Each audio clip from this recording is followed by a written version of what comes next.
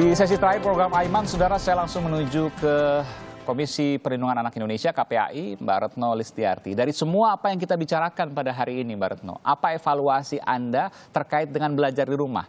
Saya ingin kemudian Anda menjabarkan secara detail namun singkat karena waktu terbatas kepada Pak Dirjen. Nanti saya akan berikan kesempatan pada Pak Dirjen untuk menjawab. Ya, baik. KPAI ini dalam 4 minggu belajar jarak jauh mendapatkan 246 pengaduan.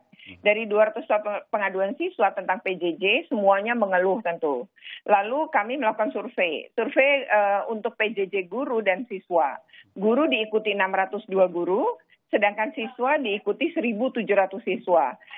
Provinsinya 20 provinsi dengan 54 kabupaten kota. Yeah. Hasilnya sebenarnya kalau mau disimpulkan adalah ini ada kesenjangan dalam penggunaan atau akses teknologi informasi dan pembelajaran digital. Ini sebenarnya persoalan lama. Ini lama sekali disparitas ini, tidak hanya Jawa dengan luar Jawa, tapi di Jawa pun kayak Bogor 11% juga tak mampu mengakses internet. Nah, ini adalah hal yang fakta terjadi. Misalnya saja 54,4% siswa tidak bisa memiliki kuota yang banyak sehingga pembelajaran daring itu menjadi terganggu. Guru kemudian juga memiliki masalah yang sama sebenarnya. Nah, 95% siswa ternyata menggunakan handphone ketika mengerjakan tugas sehingga matanya capek, lelah dan ada radiasi. Karena mereka nggak punya alat-alat seperti komputer dan lain-lain. Karena waktu terbatas saya harus potong Anda. Jadi intinya bahwa kurikulum kita tidak terkejar dan ini artinya saya boleh katakan harus ada bencana bagi pendidikan kita saat ini darurat. Atau ada solusinya? Ya, harus ada kurikulum dalam situasi darurat dulu. Nah, ini bukan berarti bikin kurikulum baru, tapi memilah dan memilih materi-materi esensial. Dan Kementerian Agama sudah sepakat, Pak Menterinya. Barangkali Kemdikbud ini yang juga harus juga memiliki kesepakatan yang sama agar membantu proses dan tidak terbebani anak-anak guru dan orang tua. Yang kedua adalah harus ada intervensi negara untuk internet gratis dalam proses PJJ karena tidak cuma murid, guru pun mengalami kesulitan. Nah, terakhir menurut saya adalah ke depan setelah pandemi ini berakhir, ya kita harus memperpendek kesenjangan mencolok yang terjadi terutama dalam penggunaan IT ini ya, pembelajaran daring. Baik. Ya, betul. Baik. Pak Hamid, Pak Dirjen silakan kemudian untuk jawab apakah kita punya kurikulum darurat, Pak? Sampai saat ini belum ada. Jadi sekarang ini saatnya guru melakukan inovasi di lapangan.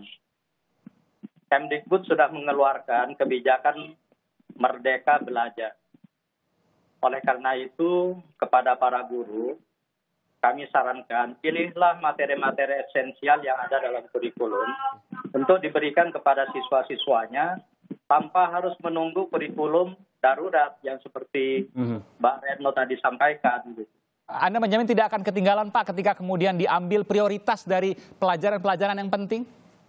Memang kita tidak menargetkan bahwa kurikulum kita semester ini tuntas. Oke. Itu dalam edaran Mendikbud sudah dijelaskan. Tidak akan menjadi masalah di kemudian hari misalnya pada saat ujian akhir? Tidak. Kalau itu dipilih materi-materi esensial oleh para guru, mana yang harus diberikan pada saat ini, itu saya kira sudah mencukupi. Baik, dan ini perlu kemudian pendampingan dari Kemendikbud, Pak. Mas Aiman, saya rasa guru-guru kita, tadi Bapak Dirjen sempat menyebut kata merdeka belajar. Merdeka itu belum ada, belum terasa. Kita tuh bertahun-tahun tidak bisa mempraktekkan itu sebenarnya. Dan tidak bisa dalam situasi, tapi jadi seperti ini tetap harus ada panduan. Kalau menurut kami, sekarang kita harus mendorong guru-guru untuk melakukan inovasi pembelajaran di sekolah masing-masing. Baik. Jangan nunggu terus juknis juklak dari kementerian. Baik.